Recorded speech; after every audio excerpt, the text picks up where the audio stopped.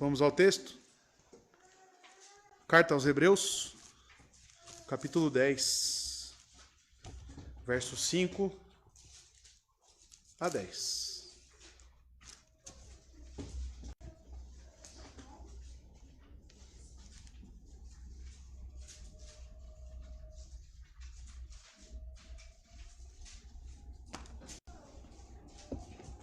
Hebreus, capítulo 10, verso 5 ao verso 10. Primeira leitura na King James Fiel. E depois eu passo na exposição para João Ferreira de Almeida, tá? Eu sempre trabalho com essas duas versões. O texto vai dizer o seguinte: pelo que, quando ele veio ao mundo, diz: sacrifício e oferta não quiseste, mas um corpo me preparaste. Em ofertas queimadas e sacrifícios pelo pecado, não tens prazer algum. Verso 7. Então eu disse: eis-me aqui. Na cabeça do rolo está escrito sobre mim, para fazer a tua vontade, ó Deus. Verso 8. Acima, quando disse sacrifício e ofertas queimadas e ofertas pelo pecado não quiseste, nem neles tiveste prazer, os quais são oferecidos pela lei. Então ele disse: eis-me aqui para fazer a tua vontade, ó Deus. Ele tira o primeiro para que possa estabelecer o segundo, por cuja vontade somos santificados pela oferta do corpo de Jesus Cristo, feita de uma vez por todas.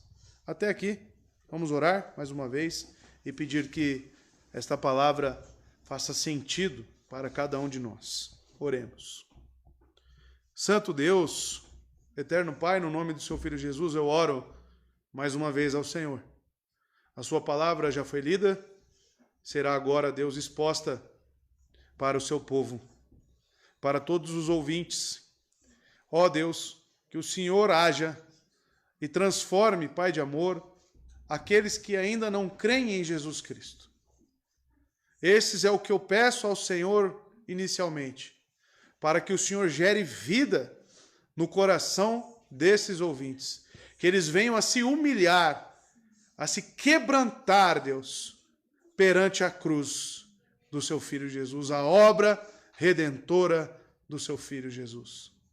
Que aqueles, Deus, que já conhecem o caminho, já foram inseridos pelo Senhor, que eles possam ser santificados pela tua palavra, fortalecidos, e assim, Deus, a sua igreja ganhar cada vez mais força e conhecimento das Escrituras. Abençoe, Deus, esta reunião, este culto. Abençoe estas pessoas que estão ouvindo em qualquer lugar que seja. Que o Senhor, Deus, possa nos encaminhar aqui pelo teu Espírito Santo. Que o Senhor, Deus, venha a me ajudar também, com toda a capacitação do Espírito, com foco, com o objetivo que é necessário para expor a tua palavra. Que eu possa, Deus, depender exclusivamente de ti neste momento. Que eu venha, Deus, a me concentrar em ti, Deus, neste momento. E a sua palavra seja pregada com fidelidade. Me ajude, pois sou um miserável pecador. Sou tão pequeno, Deus, que sou indigno de manusear a tua palavra. Mas pela graça, a graça concedida pelo Senhor, é que eu estou aqui. Nada que é encontrado em mim me faz merecedor, me faz superior de algo. E tudo, Deus, que eu sou, depende daquilo que o Senhor fez, daquilo que o Senhor ainda faz, daquilo que o Senhor ainda irá fazer. Que o Senhor nos ajude, que o Senhor nos conduza. É o que eu lhe peço em nome de Jesus. Amém.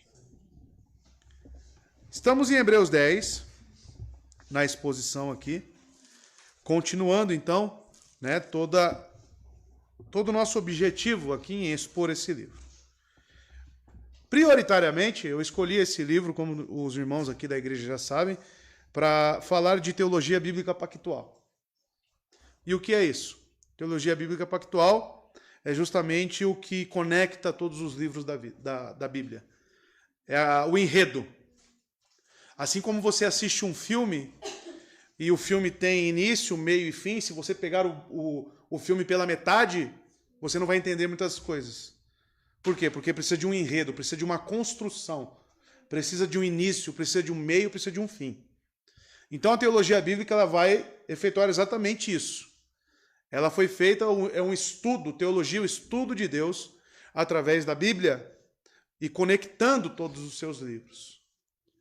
Então, amados, com esse propósito é que nós estamos aqui expondo o livro de Hebreus. Fizemos isso também com o livro de Gálatas. O livro aos Gálatas, justamente esse tema central, nós extraímos e demos uma ênfase. Certamente que ele fala de muitas outras doutrinas, né? Ou que nem no autor de Hebreus, ele vai falar de eclesiologia, ele vai falar de salvação, enfim, diversos outros temas. Mas nós destacamos esse, tá? Qual é a estrutura textual? Então, pela própria estrutura textual do livro de Hebreus, você já percebe que estamos com o livro certo, para expor o tema certo. Por quê? Ele está escrevendo a um povo específico, aos hebreus. E quando eu falo aos hebreus, estou falando de um povo judeu. Um povo estigmatizado pela sua fidelidade doutrinária. Ou seja, marcado por aqueles que realmente olham para as Escrituras, e no caso, o apanhado de Escrituras que um judeu segue é o Pentateuco, em sua grande parte, e eles vivem para aquilo. Ah, mas não é o mesmo apanhado das Escrituras que nós olhamos também?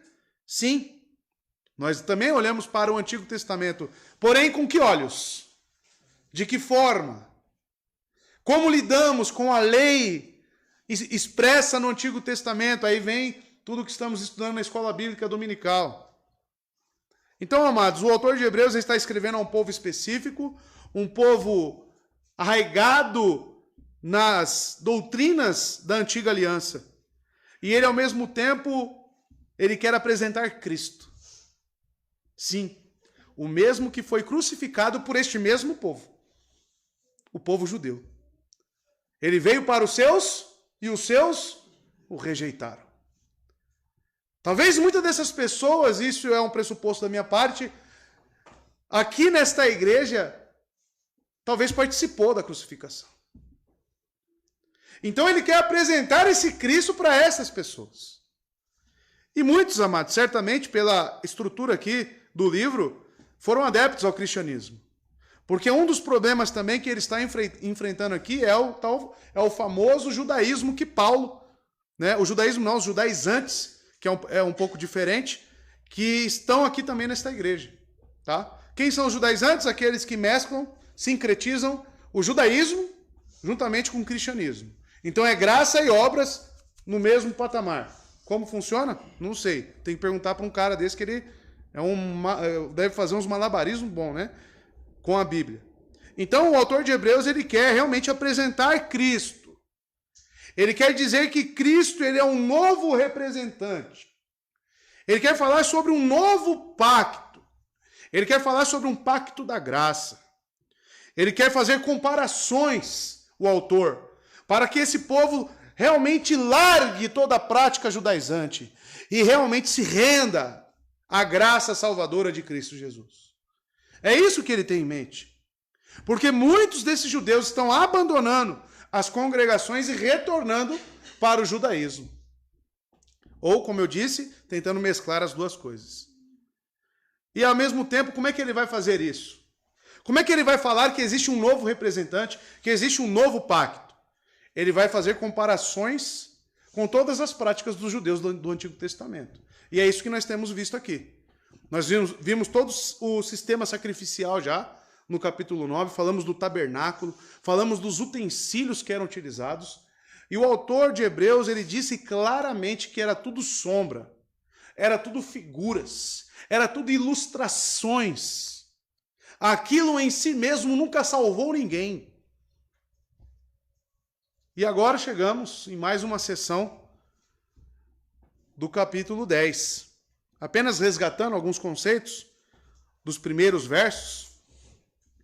Nos primeiros versos, do 1 ao 4, nós vimos aqui, amados, a insuficiência dos sacrifícios legais para expiar pecado. Vamos resgatar aí na nossa memória? Ler os 4 primeiros versos, capítulo 10, rapidamente. O autor vai dizer o seguinte: porque a lei, tendo a sombra, né? E já começa, mais uma vez, reiterando isso, das coisas boas que virão, e não a imagem exata. Então a lei, e quando ele fala lei aqui, ele está se referindo só ao Pentateuco? Não. Todo o sistema de administração da antiga aliança. Todas as prescrições que um judeu estava acostumado. E um judeu, ele ia além, né? Ele tinha um Talmud, ele tinha as regras dos homens.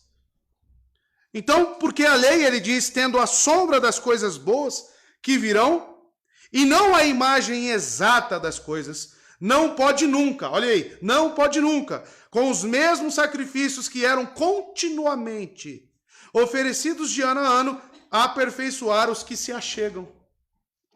No verso 2 ele diz, se ainda o fosse, não teriam deixado de ser oferecidos, pois os adoradores, tendo sido uma vez purificados, nunca mais teriam consciência de pecado.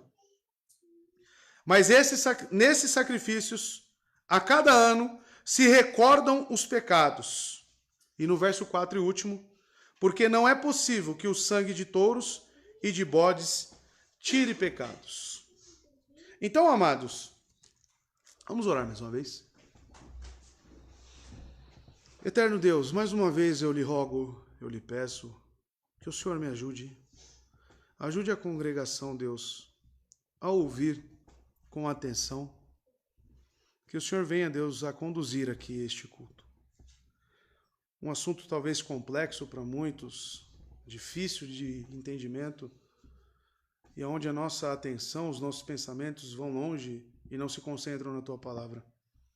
Isso pelo próprio pecado que já reside em nós, somado, Deus, com atos exteriores, certamente estará tudo perdido. Que o Senhor, Deus, coloque as nossas motivações e sentimentos na Tua palavra realmente. Que isso seja algo para nós indizível, sem igual. E que tudo de nós seja concentrado na atenção e na devoção às Escrituras. É o que eu te peço no nome de Jesus. Amém.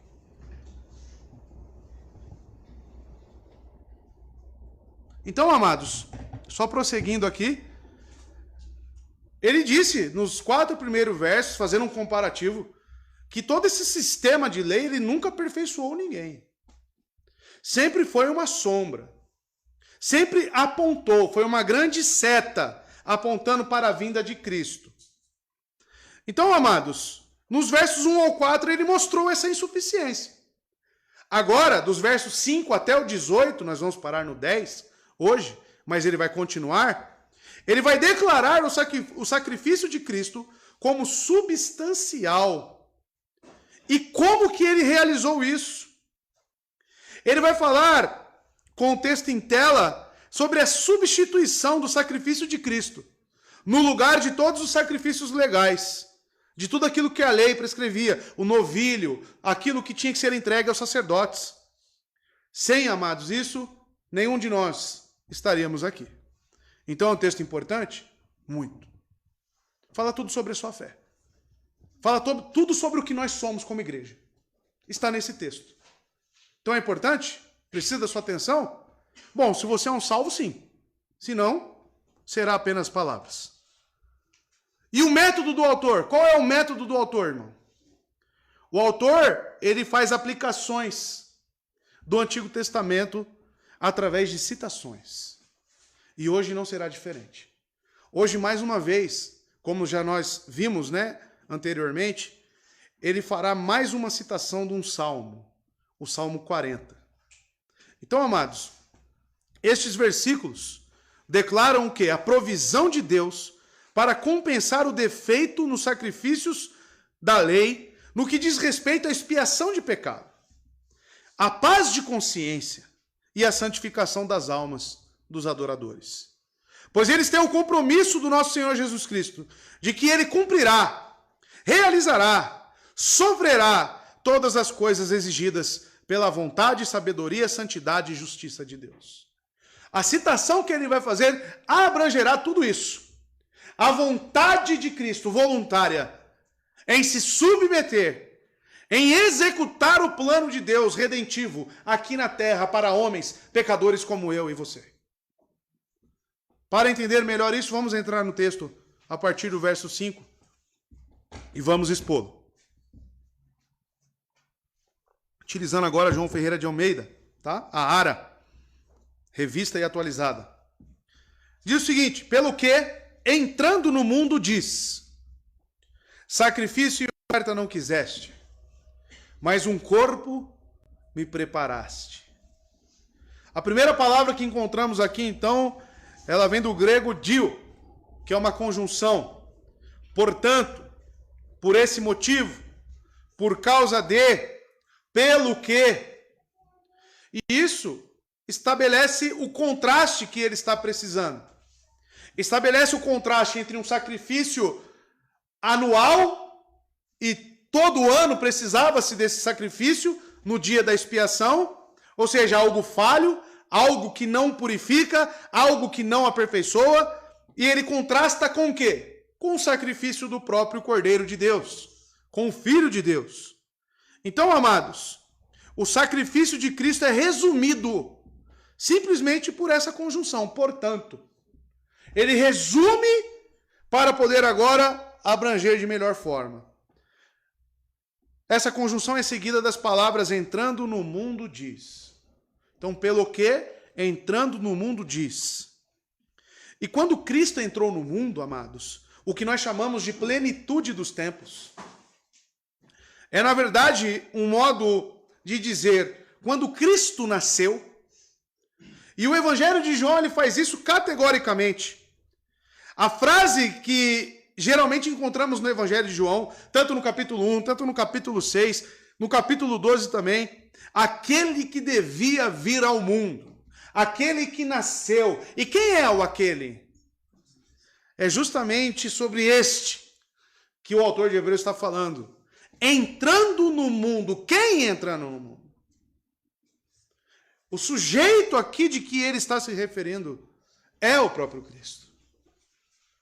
Então, amados, o autor de Hebreus introduz a citação aqui de um salmo, porque tem o diz, 2 pontos. O autor, então, ele vai fazer essa citação na pessoa de Cristo.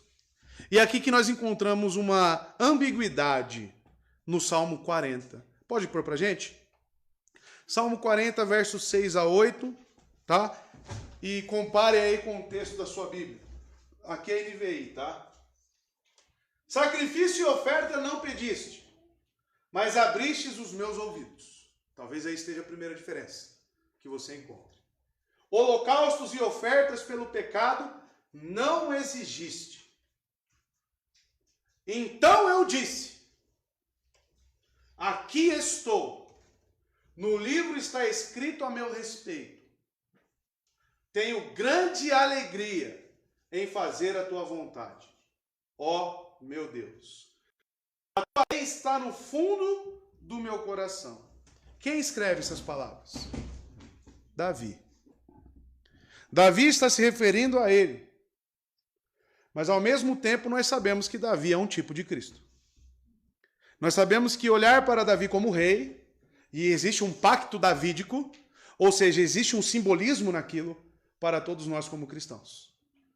Então, quando olhamos para o Salmo 40, nós podemos facilmente fazer a aplicação em Cristo, assim como o autor de Hebreus está fazendo.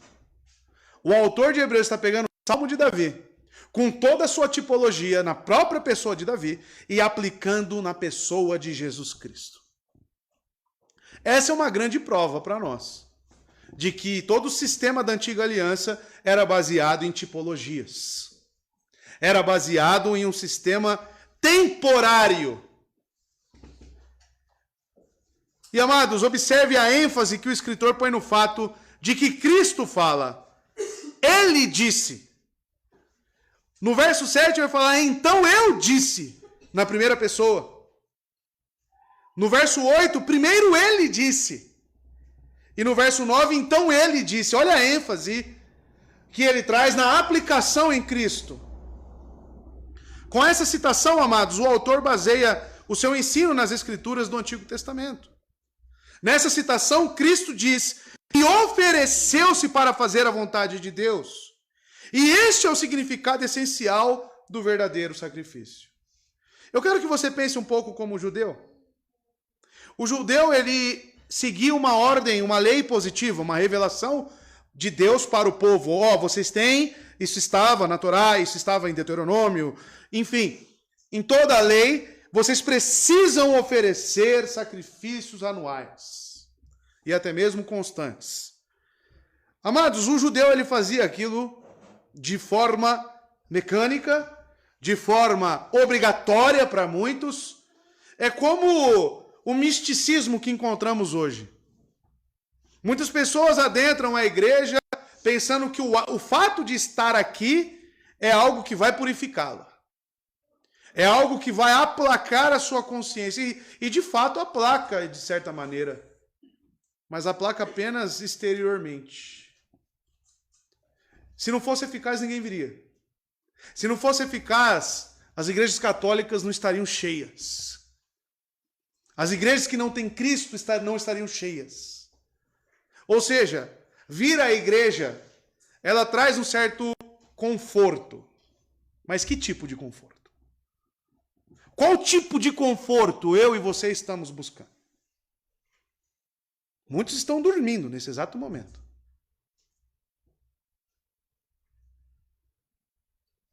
Que tipo de conforto está buscando na igreja? Está fazendo o que aqui? Nós devemos pensar nisso, porque senão não teremos diferença alguma de um judeu que praticava todos os sacrifícios e todas as prescrições da antiga aliança e mesmo assim não eram salvos.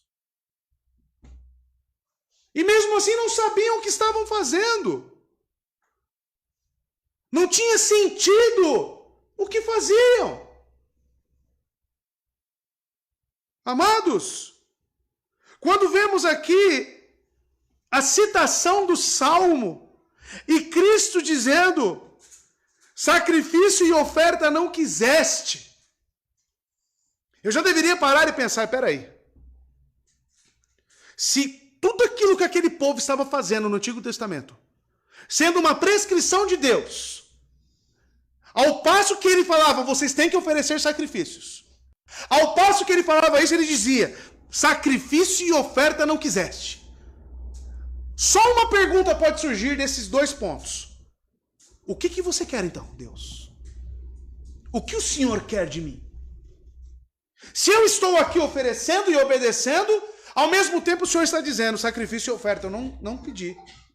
Eu não quis. Eu nunca quis. Então o que Ele quer? Aí você aplica na sua vida. Você está aqui hoje oferecendo um sacrifício, digamos assim. Você está aqui se apresentando perante um Deus. Correto? Você está numa igreja. Se apresentando perante um Deus. Para quê? Como? O como da viúva.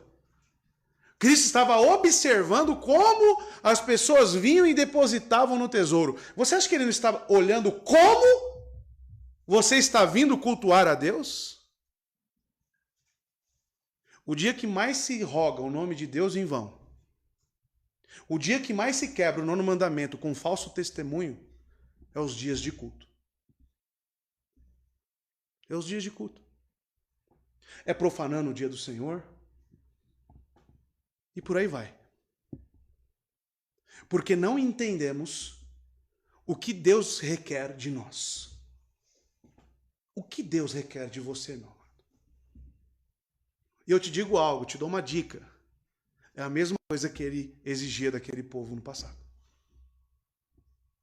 Porque o objeto da fé nunca mudou. Sempre foi o mesmo. E se chama Jesus Cristo. Com essa citação, o autor, então, ele vai se embasar. Eu já falei para os irmãos aqui da dificuldade de você pregar a um povo judeu correto.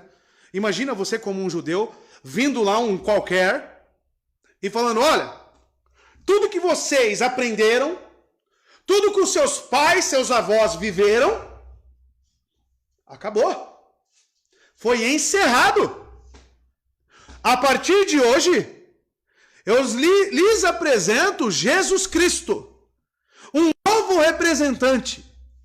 Não Moisés, não Davi, não Abraão, Jesus Cristo. E para que vocês entrem neste pacto, é necessário que vocês creiam no seu nome, creiam na sua obra e se arrependam da vida pecaminosa que vocês têm levado. Fé e arrependimento.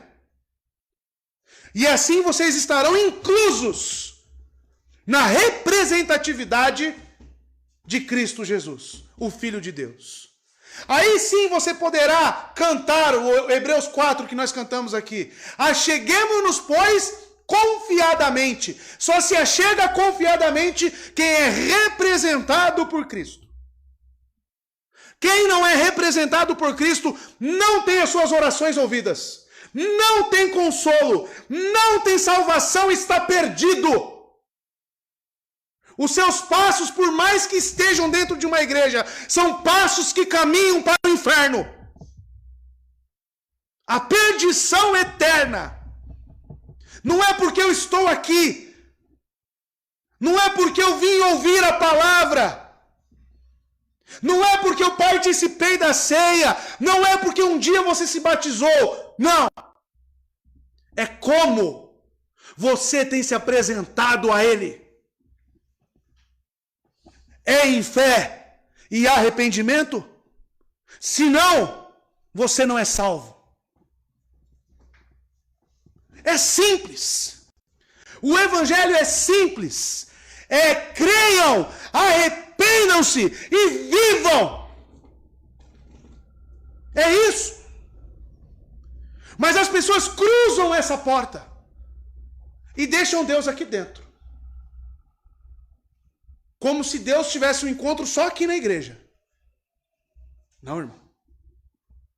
Assim como talvez um judeu pensava que Deus estava só naquele ato de oferecer um sacrifício.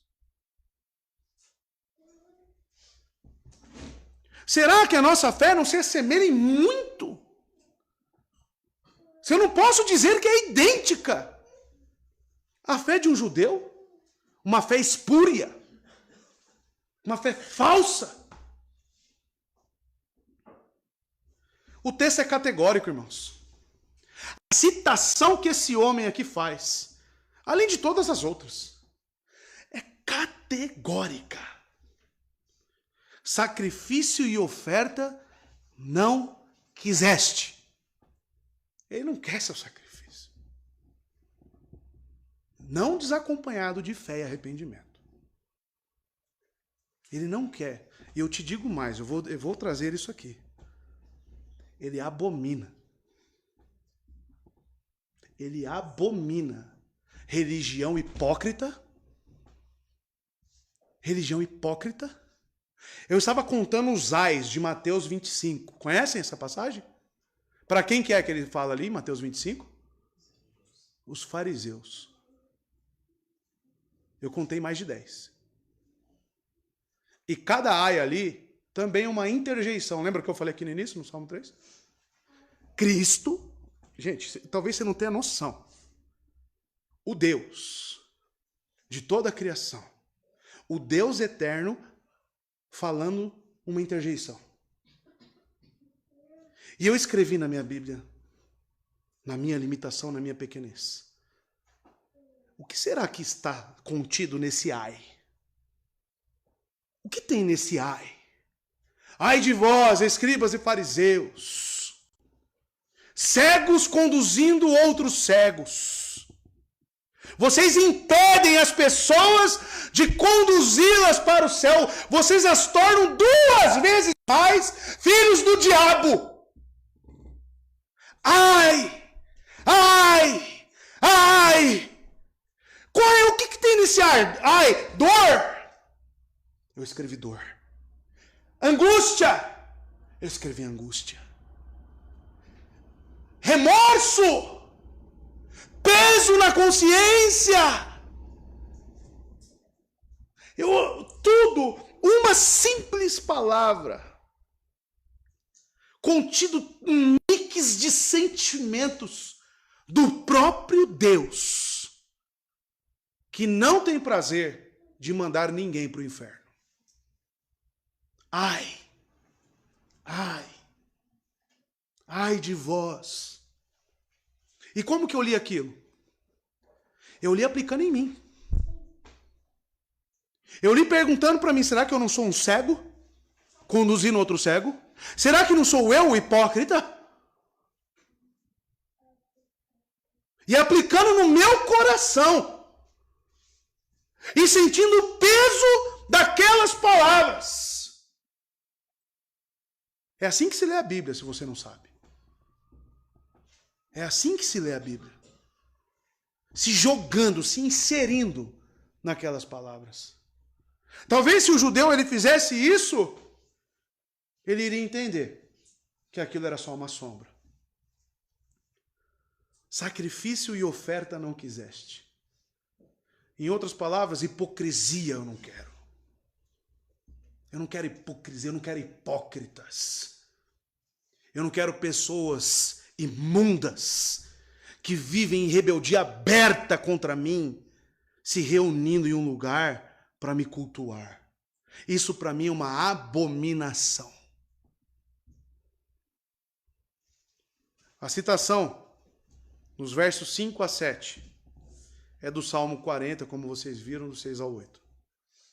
Nenhum sacrifício da lei, nem de todos eles juntos, eram um meio para a expiação do pecado, adequado para a glória de Deus ou as necessidades das almas dos homens. Nenhum deles.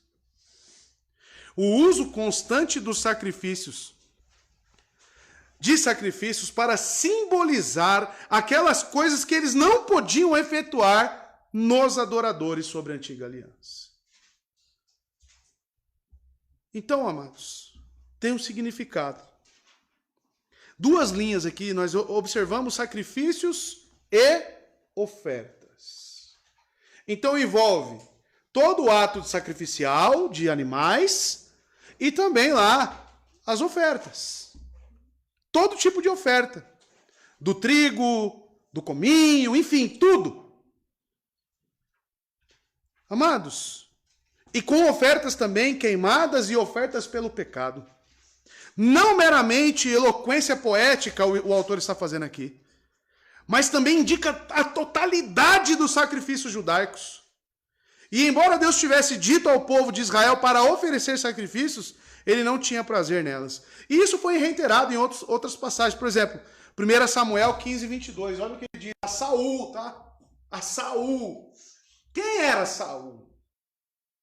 Saul foi um homem que edificou um próprio altar e ele ofereceu um sacrifício para Deus, sendo que ele não era habilitado para isso. Mas ele falou, Samuel, o que ele falou para Samuel? Vocês lembram? Você demorou muito. Então eu tinha necessidade de cultuar a Deus aqui, né, para executar os meus planos. E ele foi lá e fez. Aí Samuel veio. Samuel, porém, respondeu, olha só. Acaso tem o Senhor tanto prazer em holocaustos e em sacrifícios, quanto em que se obedeça a sua palavra? A obediência é melhor do que o sacrifício. E a submissão é melhor do que a gordura de carneiros. E ele continua. Pois a rebeldia é como o pecado da feitiçaria. A arrogância como o mal da idolatria. Assim como você rejeitou a palavra do Senhor, pega aqui. E olha que Saul estava cultuando a Deus anteriormente. Ele estava executando um ato religioso de culto. E ele diz isso para Saul. Assim como você rejeitou a palavra do Senhor, ele o rejeitou como rei.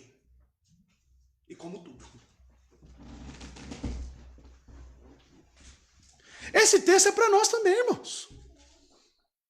Esse texto é para todos nós que estamos se aproximando de Deus. Deus não quer o seu culto se não tem sujeição à palavra. Deus não quer a sua presença aqui se você não tem compromisso com a sua palavra. A sua presença no culto a Ele é abominação. Será que você entende isso? Como que você passa os dias da semana? Você se lembra de Deus?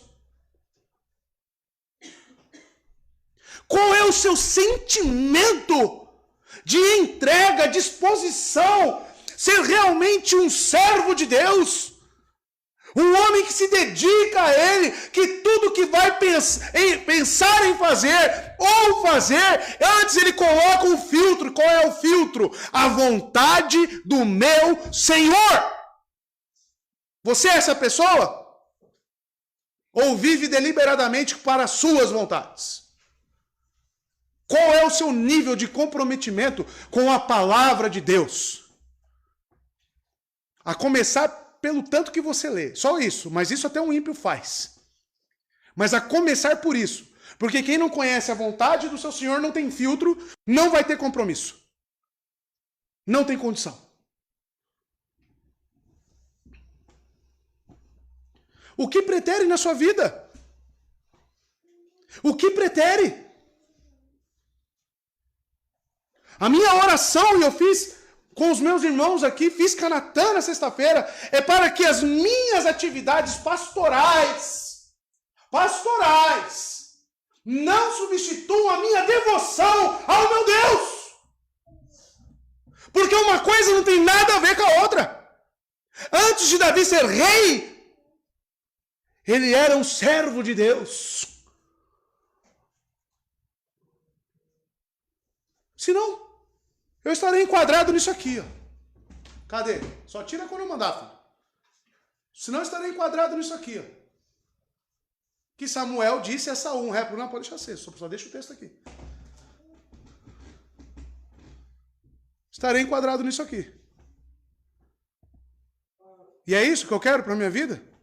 Não, eu quero fazer a vontade do meu Senhor. E o culto? O que é?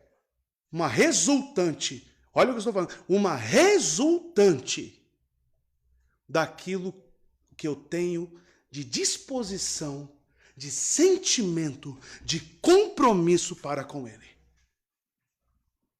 Senão isso aqui se torna apenas palha.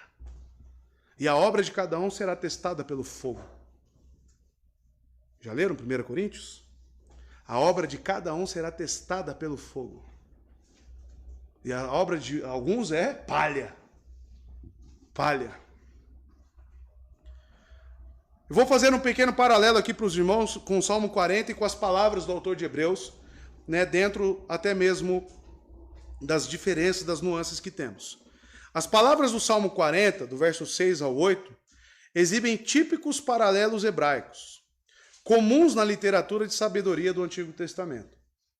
O autor de Hebreus está totalmente consciente desse recurso literário, do paralelismo, tá?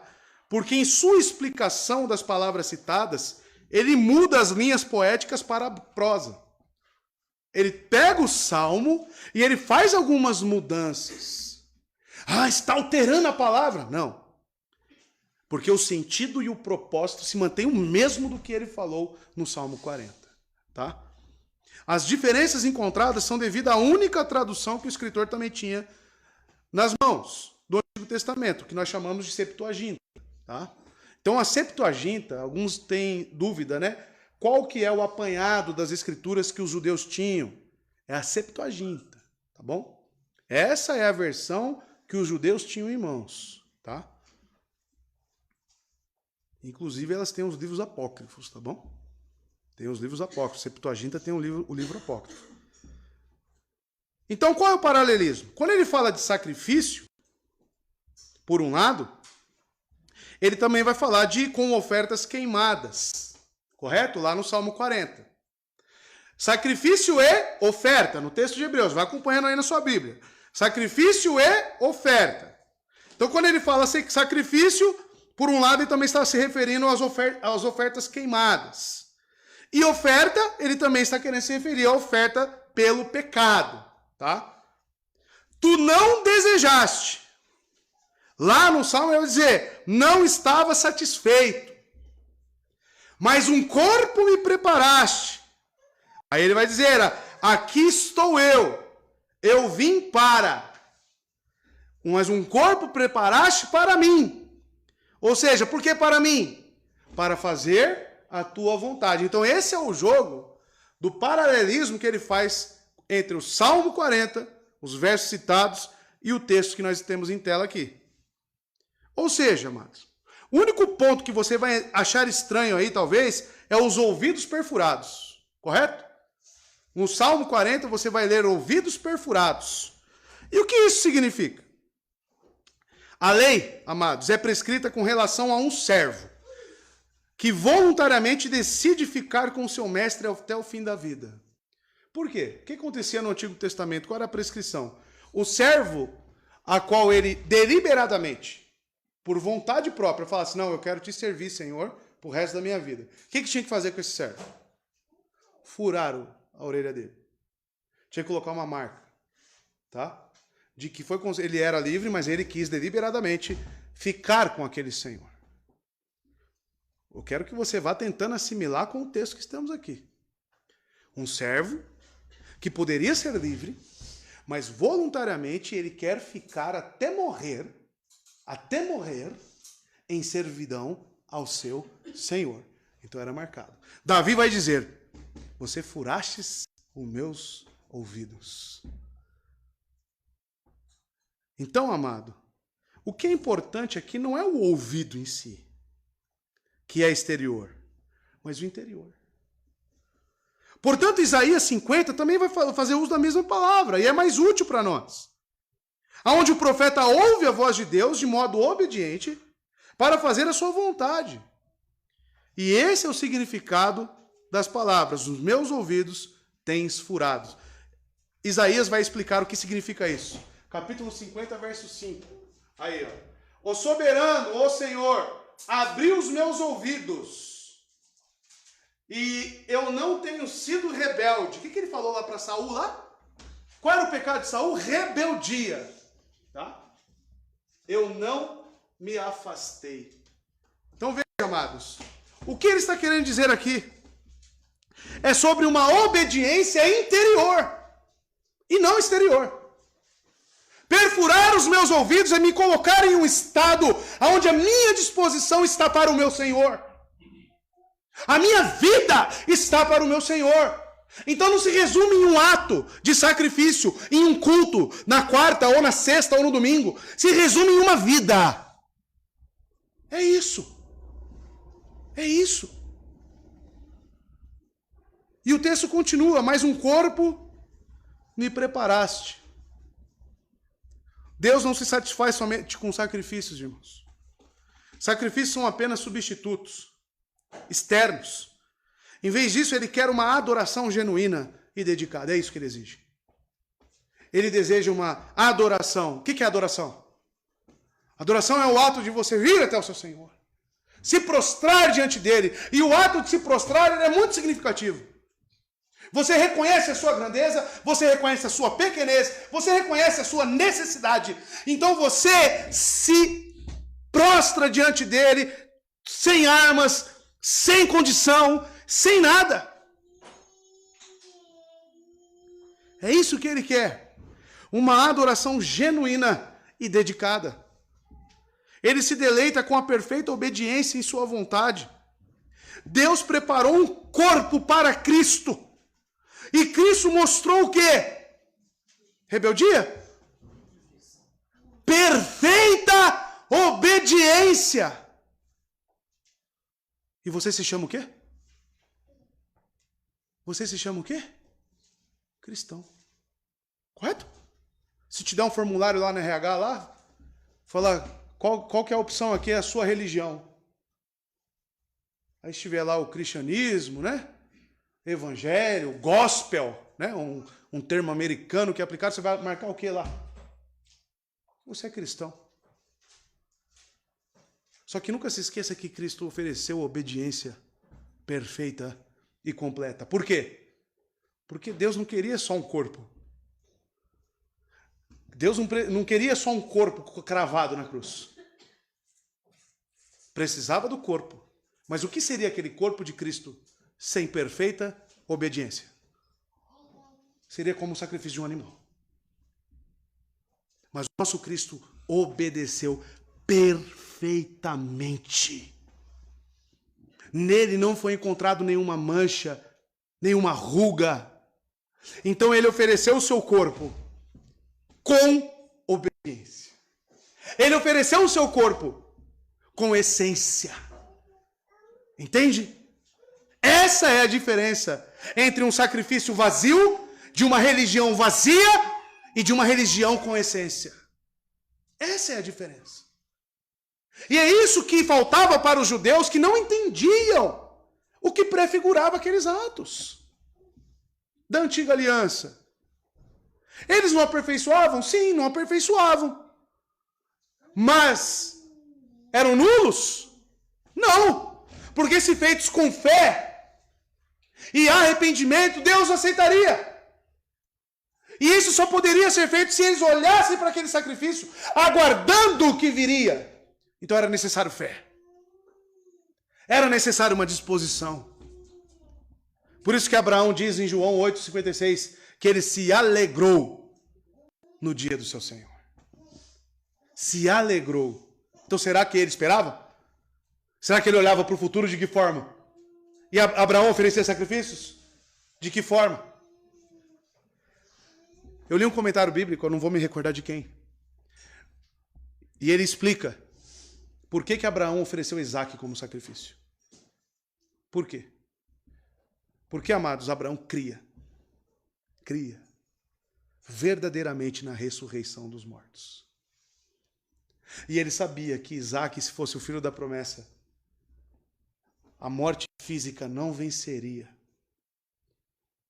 É o único fato que embasa Abraão oferecer o seu próprio filho. Crer na vida após a morte. Ressurreição em Cristo Jesus. Essa é a nossa vida. Essa vida que nós temos aqui, irmãos, transitória e passageira. Mas significa que você vai viver da forma que você quer? Não. E eu cito Romanos 12, verso 1, para você ver no Novo Testamento. O que Paulo diz? Portanto, irmãos, então está falando para quem? Crentes. Rogo pelas misericórdias de Deus, que se ofereçam, ofereçam os vossos corpos em sacrifício vivo, santo e agradável a Deus. Olhe só, este é o culto racional de vocês. Esse é o culto. Estar aqui é resultante disso. Disso aqui. E você oferece o seu corpo em servidão a Ele, em disposição completa. Quanto tempo da semana? Quantas horas do dia?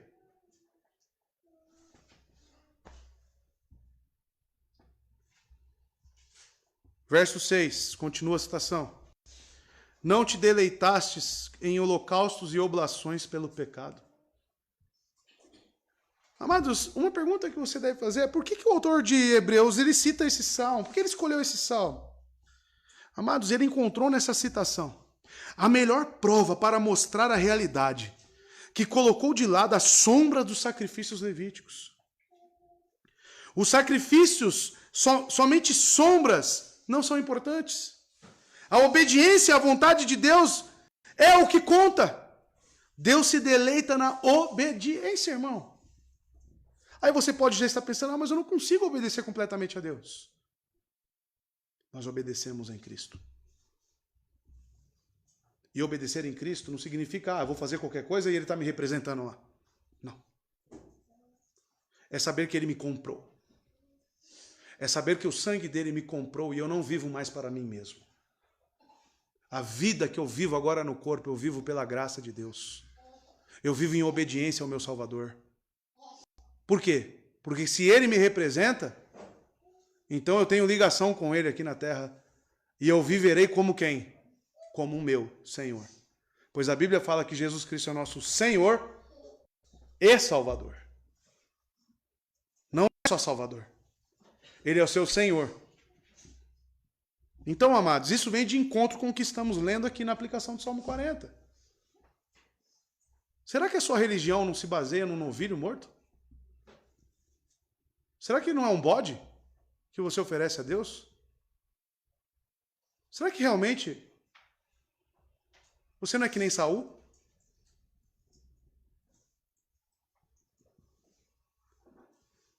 A obediência tem que ser em nível da consciência.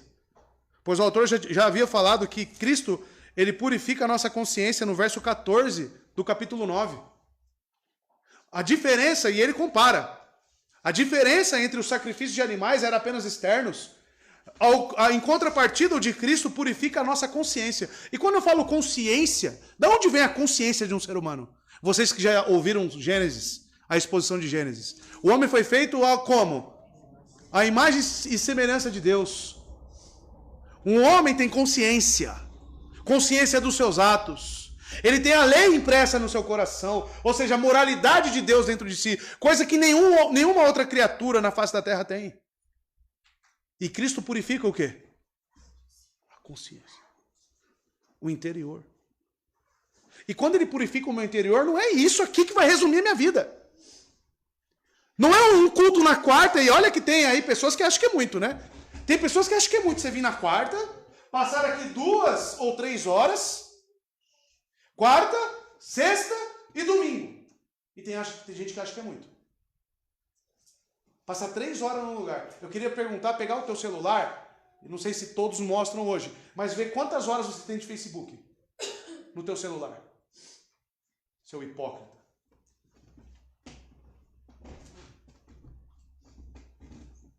Quantas horas você tem de Instagram? Mas ficar 3 horas aqui, fica dormindo. Ou não quer vir, ou fala que não tem dinheiro. Isso só demonstra que a tua religião não passa de vã. Só isso. A gente sempre cita os puritanos, né, Gessé? Quantas horas era o culto de um puritano, dos puritanos? De 4 a 5 horas. De 4 a 5 horas. John Gill, que vem dessa origem, John Gill, batista, reformado, ele pregou toda a Bíblia expositivamente, verso a verso, para a sua igreja. Pregou tudo. Eu tenho certeza absoluta, nessa batida que nós vamos, dos irmãos não conseguir ficar 2 horas parado num lugar em silêncio, eu não vou conseguir esse feito. Queria, porque para mim seria uma grande honra ter uma vida e expor toda ela ao povo de Deus. Uma grande honra. Não como feito, mas ao Senhor, em devoção ao meu Deus. Mas como? Para um povo que nem abre a Bíblia durante a semana. Que tipo de religião é essa? Que tipo de religião é a nossa? Por que estão fazendo piada aí com os cristãos aí fora? Porque te comparam com os piores homens. E você não tem diferença nenhuma. Não tem diferença nenhuma. Não apresenta um Deus verdadeiro. Apresenta um aí que cabe em qualquer lugar. Cabe em qualquer esquina, cabe em qualquer casa. O que importa é você servir a Deus. O Deus é o mesmo. Que mesmo? Que o mesmo o quê? Nosso Deus é o único Deus. Nosso Deus é o único Deus que veio neste mundo e morreu pelos pecados para aplacar a ira de um Deus furioso com a minha vida e com a sua vida. E se você continua vivendo para si mesmo, Deus ainda está furioso com a sua vida, mas Ele não está mais preocupado, porque a vinda do seu filho, a segunda vinda, já está marcada para te consumir vivo. Ou você se arrepende, ou você perecerá para o resto da eternidade. A forma como você vive nessa terra vai determinar como você vai morrer, com Cristo ou sem Cristo. E não é o fato de vir quarta, sexta e domingo na igreja que vai determinar isso. É a tua vida.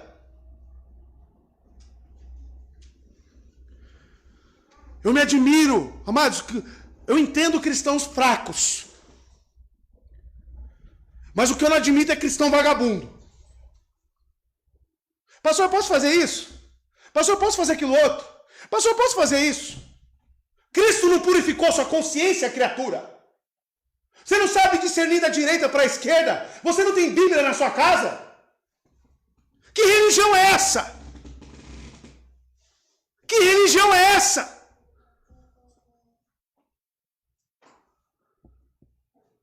Por isso que são entregues na mão de lobos.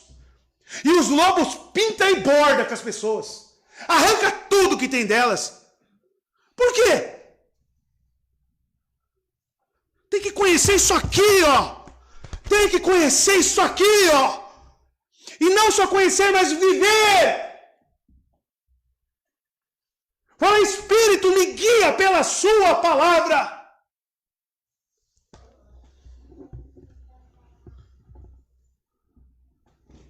Não te deleitastes em holocaustos e oblações pelo pecado. Será que você entendeu isso agora? A obediência, então, é em nível de consciência. Existe um contraste terrível entre o povo que seguia as leis de forma mecânica, sem olhar para o que apontava. Para aqueles que, ao participar das cerimônias prescritas, olhavam para o seu Redentor. Assim hoje, as pessoas que não conseguem discernir seu propósito e fim de adoração. Deus nunca chamou um povo para si, sem que os ensines através do coração. Essa é a marca da nova aliança, Ezequiel, Jeremias. Eu trocarei o coração, eu imprimirei neles a minha palavra. A marca do cristão verdadeiro é essa. Ele conhece o seu Deus de coração.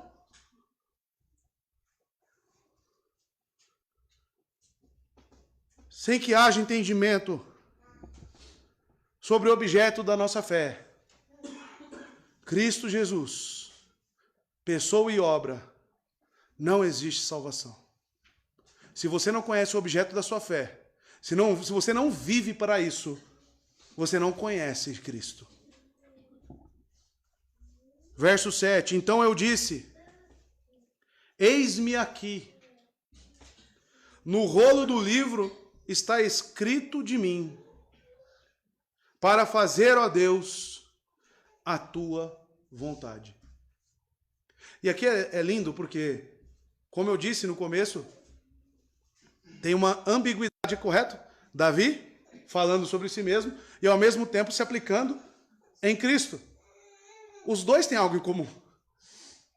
Porque os dois desejavam obediência de coração. Claro que Davi, com a imperfeição, porque ele era um pecador. Mas os dois, em objeto de adoração, em propósito de adoração, era o mesmo. Porque o sentimento que tem que ser gerado em nós é o mesmo que houve em Cristo Jesus. Filipenses capítulo 2. Você tem os mesmos sentimentos que Cristo?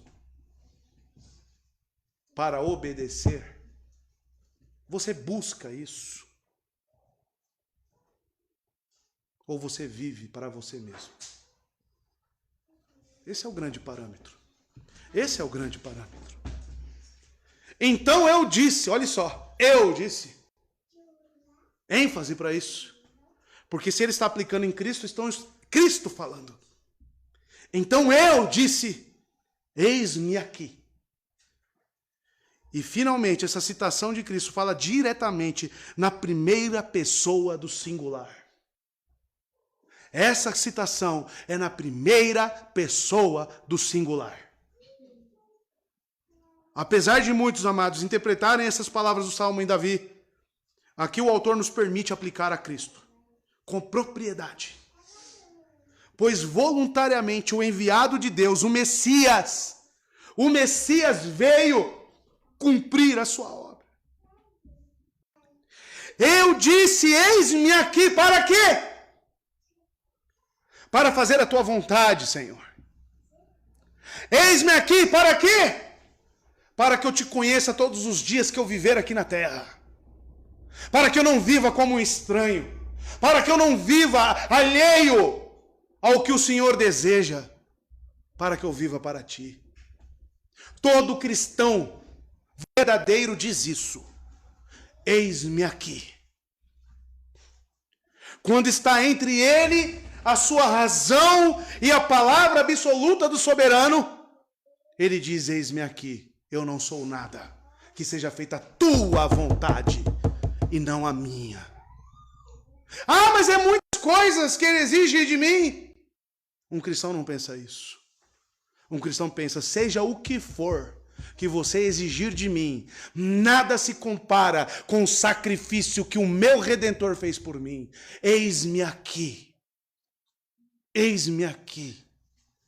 Nem que a sua vida seja um espetáculo para os ímpios. Eis-me aqui. É isso que diz um cristão. Essa é a essência do cristianismo. Obediência. E nós vimos diversas vezes, né, em João 14, João 15, aquele que me ama é quem? É o que obedece. Está vendo teologia bíblica? Está vendo teologia bíblica? Os livros se conectando? No rolo do livro está escrito de mim. O significado no termo hebraico, olhando para o Salmo 40, é o volume, né? No volume do teu livro. Mas nós sabemos que nos tempos mais antigos os livros eram enrolados, né? Eram em forma cilíndrica. Por isso rolo. E o salmista já testifica da garantia escriturística da vinda de Cristo em forma humana. Porque quando diz em Salmo 40, eis-me aqui, ele está falando sobre o quê? Sobre o envio humano para uma obediência. Então no Salmo 40 já se tinha a ideia, o salmista Davi já tinha ideia da vinda humana de Cristo. Comprova tudo aquilo que a gente estava falando. O povo do passado sabia quem era Jesus e sua obra? Com certeza sabia. Com certeza absoluta. Na lei, Moisés profetiza. Ele fala sobre a vinda de um profeta. Um profeta. E quem era esse profeta? O próprio Cristo. Em todas as escrituras, em Gênesis 3,15, proto-evangelho, a semente que pisaria na cabeça da serpente, quem era? Jesus Cristo. Em todo o evangelho é prometido. Em todo o evangelho nós temos Cristo. Em todas as escrituras. Para fazer, ó Deus, a tua vontade. Hoje as interjeições estão aparecendo bastante, né? Mas mais uma aqui, ó. Para fazer, ó Deus. O que tem nesse ó?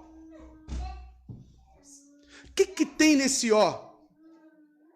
O próprio Cristo falando para Deus, sendo um, em essência, sendo um, em mesmo nível de santidade, em mesmo nível de poder, o mesmo. Para fazer, ó Deus, a tua vontade. Esse ó, eu não tenho nem palavras, como é que eu posso exemplificar para os irmãos esse ó?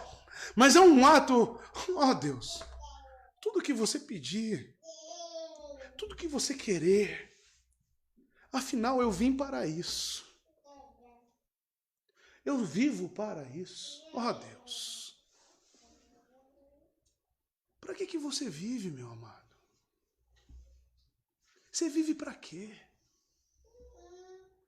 Qual é a sua essência? Qual é o objetivo da sua vida? O que você quer?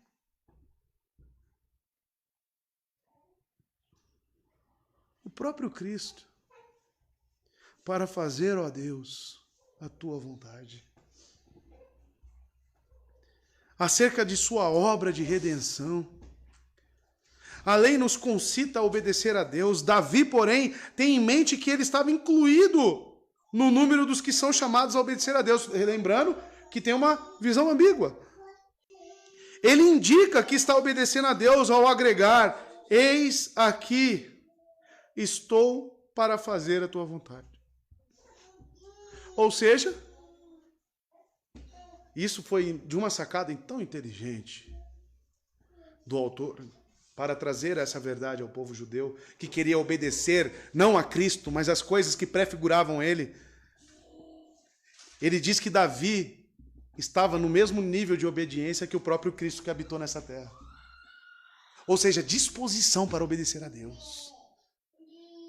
Amado, o cristão verdadeiro, ele quer fazer a vontade de Deus. Se consegue ou não, aí é outra questão. Mas a disposição de se sujeitar. Lembra do cego de nascença, lá no capítulo 9 de João? Onde ele está? Quando Cristo pergunta: você conhece o seu Salvador? Cadê ele? Me mostra! Você acha que ele já não estava disposto, com o coração aberto, para obedecer a tudo aquilo que o seu Senhor falasse?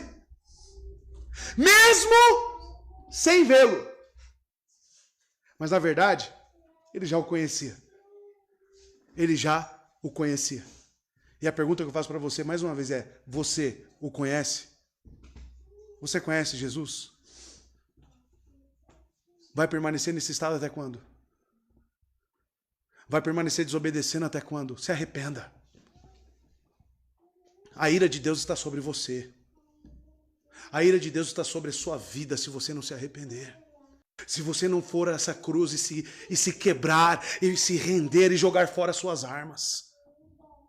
Você será condenado pela eternidade.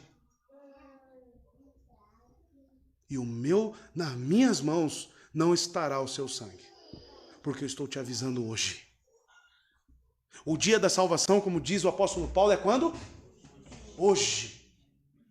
Hoje é o dia da salvação. Hoje é o dia do arrependimento. Hoje é o dia de você se prostrar a Cristo e orar e pedir: Deus, me salve.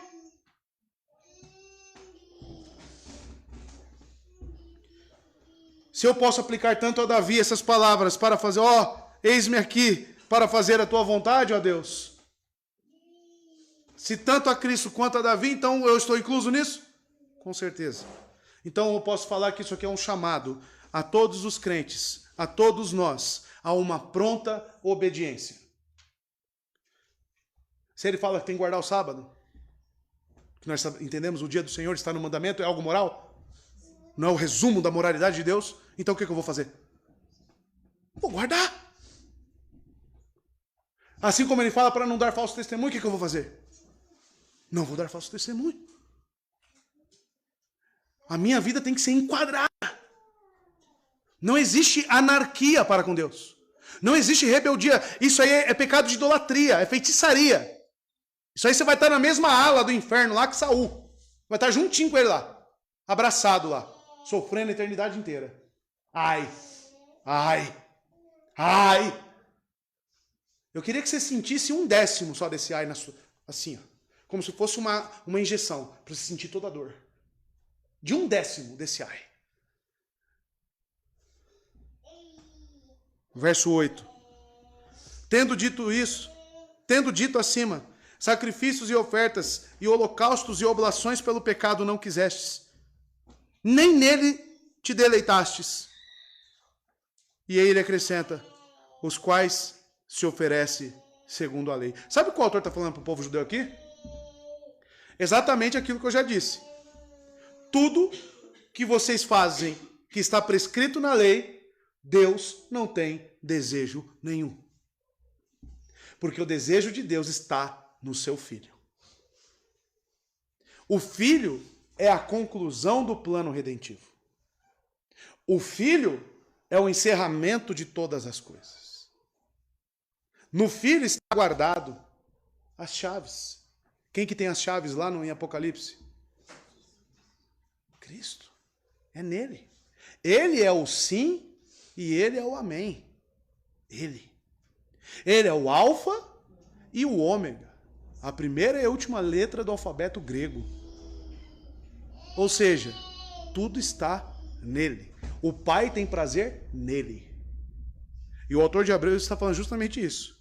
Tendo dito acima, tudo que ele disse, sacrifícios e ofertas, holocaustos e oblações pelo pecado não quisestes, nem neles te deleitastes, e ele acrescenta, os quais se oferecem segundo a lei. E o que o judeu gostava de fazer?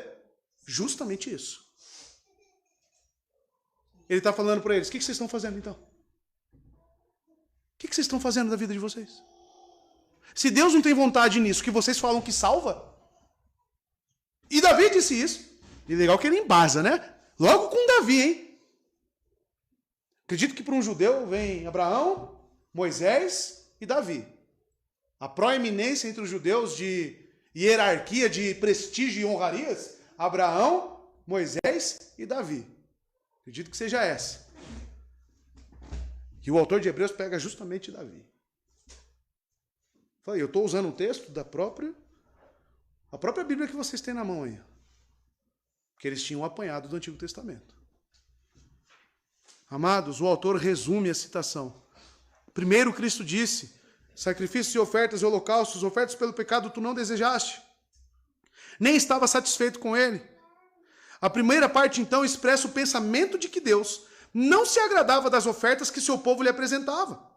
O autor imediatamente acrescenta a afirmação concessiva, embora a lei requeresse que fosse feito. Olhemos para Gênesis agora rapidamente. Vocês estão lembrados de Abel e Caim? Teve 2 sacrifícios, 2 ofertas. Quantas foram aceitas? Mas Deus requeria que fosse feito dos 2. Então qual é a diferença? Por que ele aceitou uma e a outra não? O autor explica. Deus olhou com agrado para a oferta que Abel lhe trouxe, mas com desfavor para a oferta de Caim. Aí eu já fui em igreja, já participei de igreja, que falou que Caim ofereceu qualquer coisa que ele tinha lá, não ofereceu o melhor. Ele não pegou o que era bom mesmo para Deus. A questão não é essa. Olha o prisma dessas igrejas. É tudo que o homem pode fazer, né? É tudo que o homem pode dar para Deus, né? Mas a questão não é essa. Né? Caim poderia pegar a melhor produção dele lá, a melhor fruta, o melhor vegetal que fosse, porque ele era agricultor, né? O melhor. Se fosse o melhor, se fosse a primícia de Caim, Deus não aceitaria também. Por que então? Amados, ele olhou com agrado para o sacrifício, a oferta de Abel, mas com desfavor para a oferta de Caim. Por que a oferta de Abel? Porções gordas de algumas das primícias do seu rebanho foi aceitável. E a oferta de Caim, alguns frutos da terra, inaceitável. Esse relato está em Gênesis capítulo 4, vamos chegar lá se Deus quiser, verso 3 a 5. O escritor de Hebreus responde, sabe aonde? No capítulo 11, verso 4, vamos ver? Vai um pouquinho mais para frente aí. Ele responde, porque uma oferta foi aceita e a outra não. Pela fé, Abel ofereceu a Deus um sacrifício mais excelente do que Caim, pelo qual alcançou o testemunho de que ele era justo, testificando Deus sobre os seus dons, e através disso, depois de morto, ainda fala. Ressurreição. Qual era a diferença então? Fé. Você é Caim ou Abel? Quem você é? Você está oferecendo mais uma vez aqui um culto a Deus. De que forma? Ele só aceita um tipo de culto. Pela fé no seu Filho. Fé verdadeira. Sacrifício sem fé é abominável a Deus. O autor de Hebreus, amados, não afirma que Deus tem aversão às ofertas apresentadas a ele, mas nós podemos pegar isso em outros locais. Por exemplo, Isaías capítulo 1, li esses dias, hein? Caiu de novo. Isaías 1, verso 11 a 13. Ele olha para aquele povo de Israel e olha o que o próprio Deus diz para eles. Para que me oferecem tantos sacrifícios? Perguntou o Senhor. Para mim chega de holocaustos de carneiros e de gordura de novilhos gordos. Não tenho nenhum prazer em sangue de novilhos, de cordeiros e de bodes. Quando vocês vêm à minha presença, culto, quem pediu que pusessem os pés em meus átrios? Quem está suando nos seus ouvidos que ele não tem prazer em sacrifícios? Ele não requereu essa obra da tua mão, nem da minha? Verso 13. Travou? Parem de trazer ofertas inúteis. Olha o que é um culto sem fé no Filho Salvador. Inútil, vão, vazio, não tem serventia. Pode tocar bem, pode ter o melhor equipamento, pode ter a melhor estrutura, pode ter o melhor pastor que for, pode ter a melhor cadeira, o melhor ar-condicionado, pode ter tudo. Se não tem fé, não tem nada. E Deus não quer nem que você pise nos átrios dele. O incenso de vocês é repugnante, olha só. Repugnante para mim. Luas novas, sábados, reuniões, tudo isso era prescrito. O incenso era prescrito. As luas, os dias, tudo prescrito. E Deus fala que mesmo ele prescrevendo, olha o que ele diz. Não consigo suportar suas assembleias, cheias de iniquidade. Ou seja, ímpios querendo cultuar a Deus. Ímpios. Porque iniquidade vem da impiedade dos homens. Vem da rejeição a Deus. Quem é os que cultuam então a Deus e Deus recebe? Aqueles que foram justificados pelo sangue do Cordeiro e que têm fé verdadeira nele. Dependem e vivem para ele. Amós capítulo 5, verso 21. Pra você falar que eu fico repetindo o texto, né? Amós 5, 21 a 27. Eu odeio e desprezo as suas festas religiosas. O mesmo Deus falando. Não suporto as suas assembleias solenes. Ah, mas é Antigo Testamento. Não se esquece que a gente está em Hebreus, tá? E ele está aplicando o mesmo texto do Antigo Testamento no Novo. Tá bom? No Novo. Então Deus mudou? Não mudou. Mesmo que vocês me tragam holocaustos e ofertas de cereal, isso não me agradará. Mesmo que me tragam as melhores ofertas, como é o que eu falei aí de Caim e Abel. Podia ser o melhor. Não darei a menor atenção a elas. Afastem de mim o som das suas canções. E a música... Olha, quando nós cantamos o que está sendo projetado aqui, você precisa entender o que você está cantando. E não só entender, você precisa viver o que você está cantando.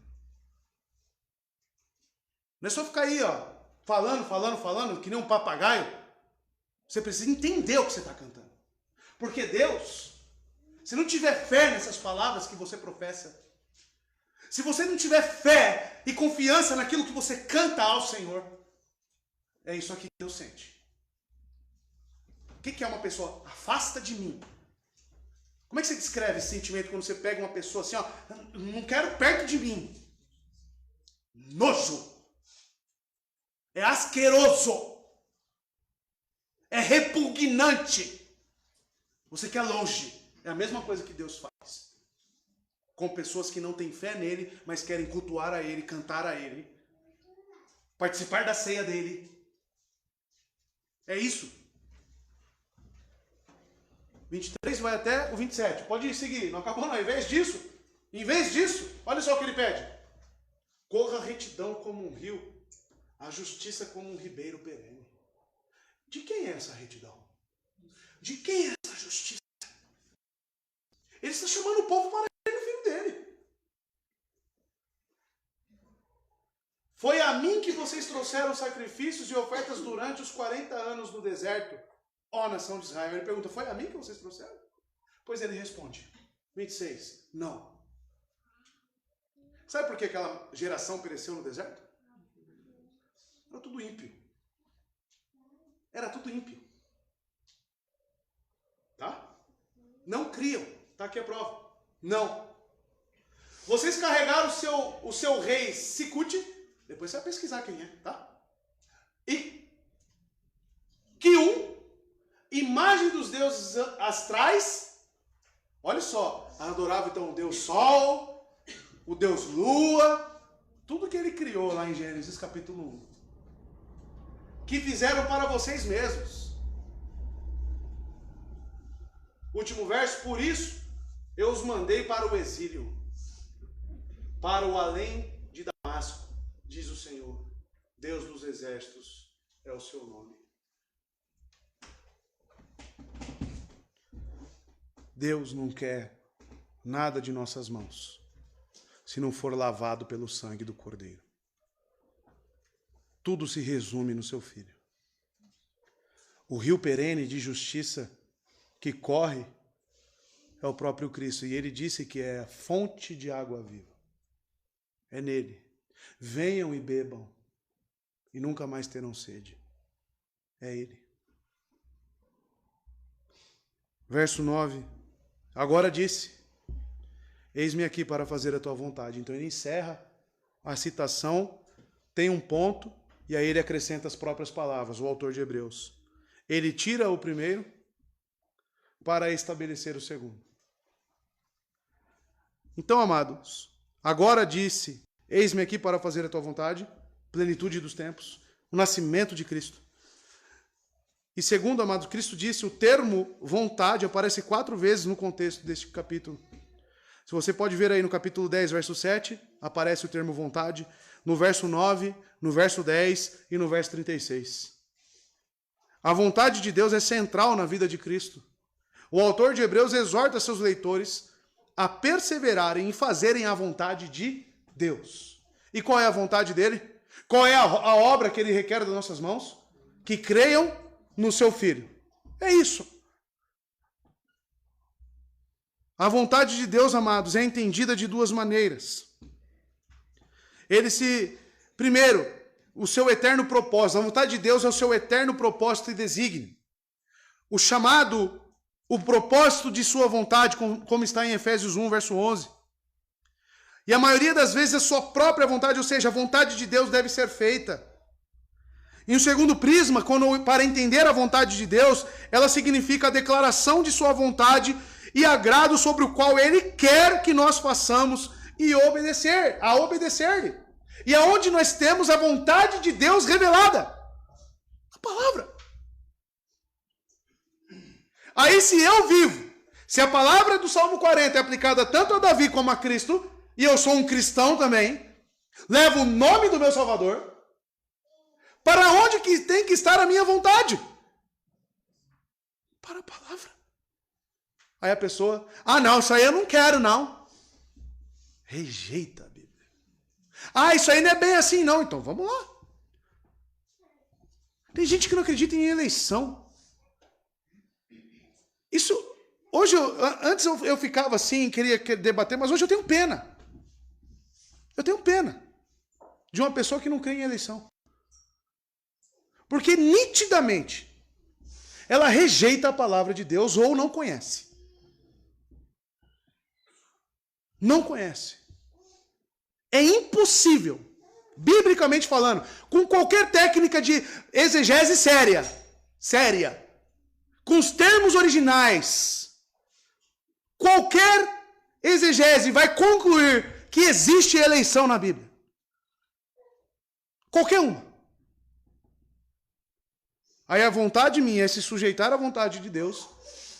Eu não quero. Isso eu não quero. Conhece pessoas assim? Conhece pessoas que rejeitam? Abertamente você mostra, mas tá aqui, ó. Tá aqui, ó. Leia aí na sua Bíblia. Você falar que a minha tá mudada, leia na sua. Aí o camarada lê. Não, mas não. Conhece? É cristão? É cristão? Sendo que a vontade do cristão está aqui, tem que estar para o seu Senhor. Eis-me aqui para fazer a tua vontade, e não a sua. não a minha. Nós se reunimos como igreja e nós temos um cabeça, correto? Para quê? Para obedecer às ordens dele.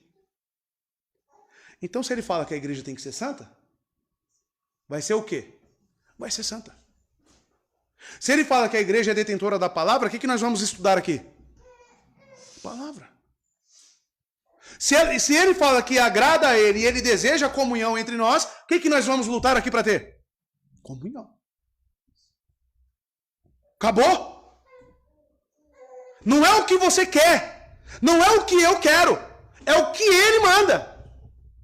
E eis-me aqui para fazer a tua vontade. Assim como Cristo fez absolutamente a vontade do Pai. E para encerrar aqui, irmãos, o verso 9, tem só o 10 ainda. As palavras do autor aqui de Hebreus, aí você pode fazer um grande círculo, ou você que tem aquelas canetas, né, marca-texto, amarela, laranja, você pegar a sua irmã que é presbiteriana e mostrar para ela, né, falar, olha aqui minha irmã, ele tira o primeiro para... O que é tirar? Dá licença. Tira, eu vou trazer o sentido original. Para estabelecer. Tem continuidade nisso? Tem continuidade nisso? Ele tira um e estabelece o outro. Lembra do andaime que eu falei para vocês? O andaime serve para quê? Para construir. Depois que construiu, tá tudo bonitinho, fica lá o andaime ainda? Tem que mandar lá o camarada lá, né, Gessé? Tem que ir lá, né? Tem que desmontar às vezes, tem que levar embora. Você visse uma construção linda, perfeita, tudo pintadinho, tudo bonitinho, com andaime, você fala, quem que é esse louco aí? Quem que é esse louco? É justamente a descontinuidade da antiga aliança para a nova aliança. Está aqui, biblicamente.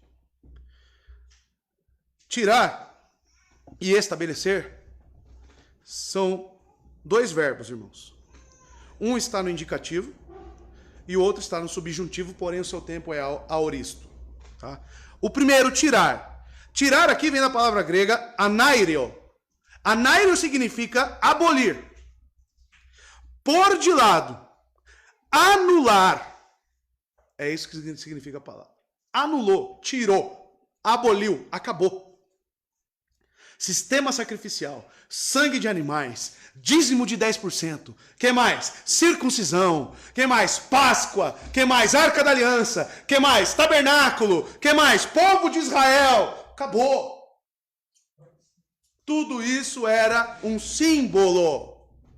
Tudo isso apontava para algo maior. Hoje, quando eu penso em Israel, eu não penso mais em Israel. Eu penso na igreja de Cristo. Nesta igreja está inserido todo aquele povo que creu nele na antiga aliança. Moisés, Abraão, Isaac, Jacó. Estarão todos eles lá, sentados na mesa com a gente. Ei, Jacó! Você pisou na bola, hein, Jacó? Vai estar lá. Vai estar lá. Todos eles. Então, amados, ele tira o primeiro para estabelecer o segundo. O autor resume as duas afirmações de Cristo em uma sentença incisiva. E engraçado, como os verbos, eu falei no domingo, né? Que os verbos são como o quê? Do carro? As rodas do carro, né? Um carro anda sem motor? Anda. Se empurrar na ladeira, ele anda. Né? Põe no ponto morto lá, vai ver se não vai andar, né? Ou abre um buraco no assoalho e você põe as perninhas lá e vai com as perninhas lá que ele anda também. Igual os Flintstones, né? Então, amados, o verbo aqui ele é específico. Primeiro, o verbo tirar no indicativo, quando está no indicativo, ele está falando que é a afirmação de um fato. É um fato. Então, tirou mesmo. Descontinuou mesmo. E se uma ação, amados, realmente ocorrer, ele está falando, uma ação ocorreu, um fato aconteceu. Sabe qual que é o tempo desse verbo? Presente. Então é um indicativo do presente. Sabe qual que é a voz aqui? Ativa. O sujeito executa a ação. Quem tirou? Quem é o ele aí? Quem é o ele? Ele tira. Ele executa a ação. Ele tira todo o sistema da antiga aliança. Ele descontinua tudo isso para quê? Para instituir, para estabelecer a nova. O estabelecer aqui, ele já é um verbo subjuntivo aoristo, ou seja, ele comunica um fato, o tempo aoristo, porém não o tempo. Por quê, amados? Nós percebemos que o tempo aoristo, quando relacionados às obras de Cristo, eles na maioria das vezes estarão no tempo aoristo. Por quê? Nós olhamos para Cristo, as suas obras concretizadas e feitas somente na linha do tempo? Não. Tem um caráter eterno em tudo que Cristo faz. Então, esse plano, esse pacto da graça, ele certamente foi algo já planejado, né? E já era algo certo, porque o nosso Deus é impossível que os seus planos deem errado. Então, o pacto da graça para Deus, assim como a justificação dos salvos, dos eleitos de Deus, é algo certo desde o tempo da eternidade. Ele tirou e estabeleceu. Queira quem for. Aceite quem quiser. Está aqui. E não dá para mudar. E verso 10. É nessa vontade dele que temos sido santificados pela oferta do corpo de Jesus Cristo, feita uma vez para sempre. É nessa vontade. Qual vontade? Vontade de fazer a vontade, o que Deus realmente deseja, né? Lembre-se aí das primeiras palavras do verso 9. Eis-me aqui para fazer a tua vontade. Então, esta vontade de Cristo, é nela que temos sido santificados. E o interessante aqui, que o termo santificado, ele é um verbo. E esse verbo está no particípio perfeito passivo, na voz passiva. O que é um verbo particípio? Amados, o verbo particípio ele pode ser usado como um verbo ou um substantivo. Então, nessa vontade, nós somos santos. Alguém santo. Ou, amados, muitas das vezes é um substantivo verbal, que traz então um nome. E os substantivos no grego, geralmente, ele traz uma qualidade. Muito semelhante do hebraico, quando nós vimos o substantivo da auxiliadora, que determinava o quê? A função da mulher. O socorro do homem. Estão lembrados disso? Então, a vontade de Cristo em executar o plano perfeito do Pai é o que nos traz esta qualidade. É o que nos traz um nome. É o que nos traz uma condição. O tempo perfeito do verbo descreve uma ação que é vista como tendo sido concluída no passado. Quando que concluiu essa obra? Para nós é certo que no passado. Amados, e a voz passiva, que é o mais interessante de tudo, é onde o sujeito sofre a ação do verbo. Quem é o sujeito aqui no verso 10? Jesus ainda? Os eleitos. É nessa vontade dele que ele se inclui, temos sido santificados. Então a ação de santificar, ela é totalmente passiva em nós. Você não tem participação nenhuma na santificação. É uma ação completa da graça de Deus. A palavra, só a forma gramatical dela, aplicada no texto no original, ela já amarra muitas doutrinas. Muitas doutrinas. É nesta vontade, a vontade de salvar o homem, a vontade de salvar os seus eleitos. Por sua vontade somos separados do mundo e chamados à santidade. A implicação é que estávamos alienados de Deus, destituídos da glória de Deus, e vivíamos em um mundo de pecado. Por causa da vontade de Deus e a vontade de Cristo em obedecê-lo até a morte, isto mudou. Somos feitos agora santos. O verbo indica em que dado momento Alguém agiu em nosso favor para nos santificar e nos tornar puros. Essa é a ação da vontade de Cristo em obedecer. E qual que tem que ser a nossa vontade? Obedecer também. Porque ele nos chamou para a santificação. Ele comprou um povo particularmente seu dedicado às boas obras. É isso que ele fez. E não para você viver para si mesmo. Por isso que Deus não requer sacrifício de quem não está em Cristo. Por isso, irmãos. Pela oferta do corpo de Jesus Cristo. Olha o objeto da nossa fé. O escritor quer enfatizar que tanto a natureza humana de Jesus quanto a divina estavam envolvidas no ato sacrificial. Sabe por quê? Ele une as duas palavras. Jesus é o nome divino ou terreno? Quem deu o nome Jesus? Deus? Os homens, gente. Tem que ler o evangelho, hein? E Cristo significa o quê? O enviado, o ungido. O autor une os dois nomes. Não está Jesus Cristo porque é bonitinho, tá, irmão? Está Jesus Cristo porque ele quer... Lembra lá do Yahvé Elohim? É a mesma coisa. Jesus Cristo, o homem Deus. Esse é que entregou o seu corpo. Então quem morreu na cruz lá? O homem Deus. Não se dá para separar. E Jesus permanece como hoje, à destra de Deus Pai. O homem Deus. Com um corpo divino, 100% santo. Assim como Deus. Onipotente. Nada. E também 100% homem. Para interceder por aqueles a qual ele ofereceu o seu corpo em obediência. E fez. Ele poderia ter acabado em Cristo, né? Mas lembra que ele tem o objetivo de estabelecer o contraste com o sistema sacrificial, com todas as prescrições a qual ele falou que Cristo já tirou. Olha como ele encerra. Cristo, pela oferta do corpo de Jesus Cristo, feita uma vez para sempre. Então ele encerra o verso 10, que na verdade não encerra nada, né? Continua. Mas nós paramos hoje aqui.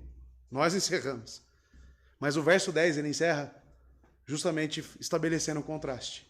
Que por um lado os sacrifícios dos judeus eles tinham que fazer todo momento, todo ano, continuamente. E o de Cristo?